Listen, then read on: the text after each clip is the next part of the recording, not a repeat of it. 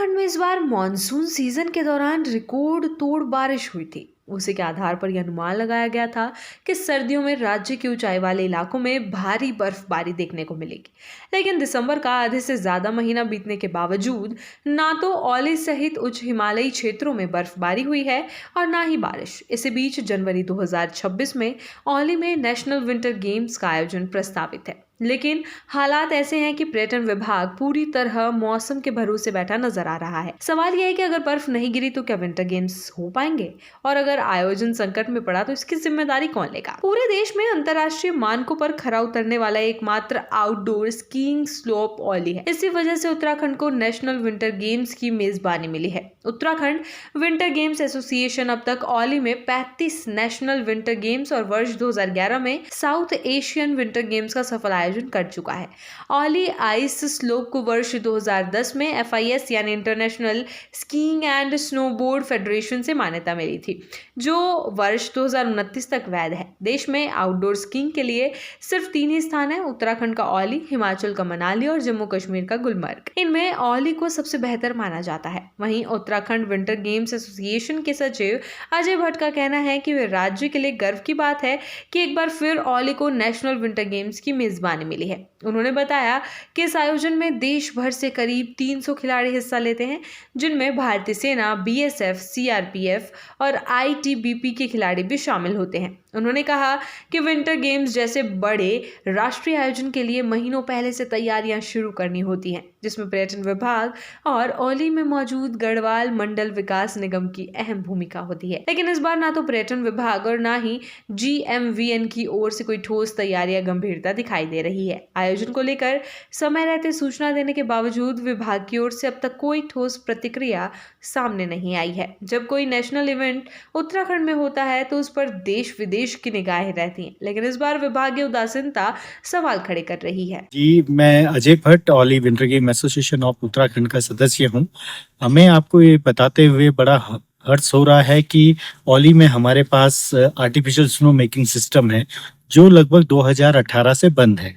अगर हम उस सिस्टम को अगर आजकल चलाते तो हमें बहुत अच्छा आर्टिफिशियल स्नो मिलता, और जिसमें कि अभी पूरे हिमालय में अभी तक बर्फबारी नहीं हुई है, चाहे कश्मीर हो, चाहे हिमाचल हो, चाहे अदर हिमालयन रीजन हो, और या फिर उत्तराखंड में कहीं भी अभी हायर रेंज में स्नो नहीं है। तो अगर और हमारे पास टेम्परेचर इस समय बहुत अच्छा टेम्परेचर है, जो माइनस से भी नीचे है, तो ये बहुत राइट टाइम था स्नो बनाने के लिए।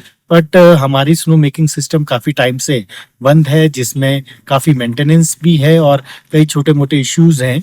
तो अगर सरकार इसमें थोड़ा सा गंभीरता से अगर लेती है और स्नो मेकिंग सिस्टम को चलाती है, और तो फिर हम ये बर्फ़ बना सकते हैं। कृत्रिम बर्फ़ में हम पूरे भारत के टूरिस्ट को अट्रैक्ट कर सकते थे, और यहाँ पे जैसे न्यू ईयर और क्रिसमस आने वाला है और होटलों की काफ़ी बुकिंग्स हैं, काफ़ी टूरिस्ट यहाँ पे आएंगे। अगर तब तक बर्फ़ नहीं होती है तो कृत्रिम बर्फ एक ऑप्शन जरूर था टूरिस्ट के लिए, और इस इलाके के लिए, और टूरिस्ट को अट्रैक्ट करने के लिए एक हमारे पास पॉइंट था। बट जो अभी बंद है, और अगर हमारे पास सही समय पे वो बर्फ भी बनी होती तो हमारे शीतकालीन खेलों को भी आसानी से आयोजित किया जा सकता था। एक तरफ विंटर गेम एसोसिएशन पर्यटन विभाग की ओर उम्मीद लगाए बैठा है, तो दूसरी तरफ मौसम भी चिंता बढ़ा रहा है। मौसम विभाग के अनुसार जनवरी और फरवरी में उत्तराखंड में सामान्य से कम बारिश और बर्फबारी होने की संभावना है। इसका कारण पश्चिमी विक्षोभों की संख्या और उनकी तीव्रता में कमी बताया जा रहा है। मौसम विज्ञान केंद्र के निर्देशक के अनुसार सीजनल फोरकास्ट पहले ही संकेत दे चुका है कि इस बार बर्फबारी सामान्य से कम रह सकती है। ऐसे में सवाल यह है कि क्या पर्यटन विभाग ने इस चेतावनी को गंभीरता से लिया? देखिए, जैसे आप बता रहे हैं, ये विंटर गेम्स तो जनवरी में एंड में शायद होने हैं। तो वहाँ देखिए, जो हमारा इसके लिए जो सीजनल फोरकास्ट है यूज हो सकता है अभी के समय के हिसाब से देखा जाए, तो सीजनल फोरकास्ट में IMD ने साफ बताया कि उत्तराखंड में जो है जनवरी फरवरी में विंटर सीजन में हमारे को नॉर्मल से बारिश और बर्फबारी कम रहने की संभावना है। और ये संभावना इसलिए बन रही क्योंकि ऐसा उम्मीद है कि वेस्टर्न डिस्टर्बेंस जो पश्चिमी विक्षोभ आते हैं वो भी नंबर और उनका इंटेंसिटी कम रहने का चांसेस है। तो ओवरऑल जनवरी और फरवरी में ही विंटर में हमारे को यही उम्मीद है कि नॉर्मल से कम बारिश अभी तक रहेगी।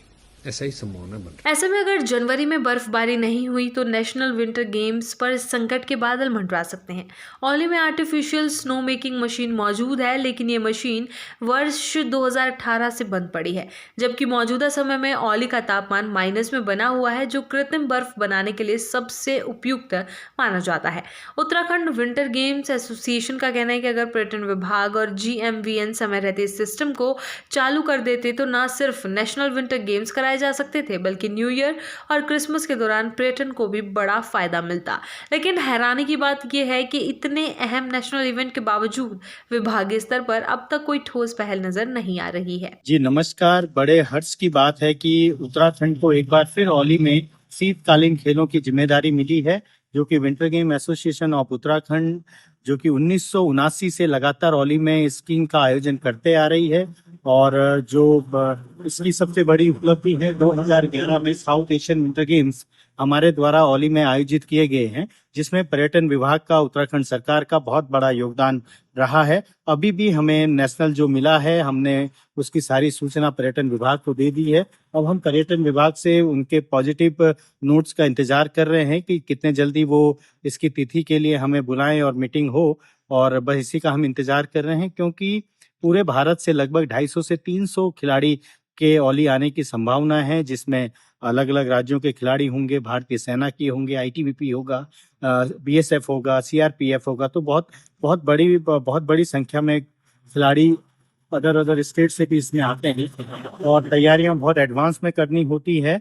और हम अपनी तैयारियों पे लगे हुए हैं। बस हमें पर्यटन विभाग से हरी झंडी का इंतजार है, कि क्योंकि ये नेशनल है, बड़ा आयोजन है, तो पूरे देश की नज़र इस पे होती है, इंटरनेशनली इस पे सबकी नज़र होती है। पूरे देश दुनिया के खिलाड़ी देखते हैं कि भाई पूरा यहाँ का जो नेशनल है वो कैसे चल रहा है, कौन सी नई प्रतिभाएं आगे आ रही है, क्या है। तो इस वजह से क्या है, एरिया को एक बहुत टूरिज्म के व्यू ऑफ पॉइंट से एरिया को बहुत फायदा होता है, जैसा कि पहले से होता हुआ आया है। आप देखेंगे कि पूरा विंटर टूरिज्म एक औली के पास के कंधों पे होता है। औली हमारी एक ऐसी डेस्टिनेशन है जहाँ पे हमारा जो इसकी स्लोप है वो एज पर फिश स्टैंडर्ड का बना हुआ है। तो कोई भी बड़ा आयोजन जो भारतवर्ष में होता है, जैसा कि हम पूर्व में साउथ एशियन करा चुके हैं, अभी हम नेशनल कराने जा रहे हैं, और इसी के बाद हम आगे की रूपरेखा तैयार करेंगे। औली बिल्कुल तैयार है, जिसमें हम एशियन गेम्स तक होस्ट कर सकते हैं। तो इन्हीं सब जिम्मेदारियों में हम तो लगे हुए हैं, अपने कार्य को कर रहे हैं। बट हमें पर्यटन विभाग से अभी तक कोई ऐसा संकेत नहीं मिला है। बस हम उसी का इंतजार कर रहे हैं कितने जल्दी पर्यटन विभाग हमें हरी झंडी देता है और हम आगे की कार्रवाई पे तेजी लाते हैं। कुल मिलाकर सवाल साफ है कि जब औली जैसे प्रतिष्ठित FIS अप्रूव्ड लोकेशन मौजूद है, आर्टिफिशियल स्नो की सुविधा उपलब्ध है और नेशनल इवेंट की जिम्मेदारी भी पर्यटन विभाग के पास है, तो फिर विभाग सिर्फ मौसम के भरोसे क्यों बैठा है? अगर समय रहते स्नो मेकिंग सिस्टम को चालू नहीं किया गया तो ना सिर्फ नेशनल विंटर गेम्स बल्कि उत्तराखंड की पर्यटन छवि को भी भारी नुकसान उठाना पड़ सकता है। चैनल 4 उत्तर प्रदेश उत्तराखंड के लिए विकास खरे की रिपोर्ट।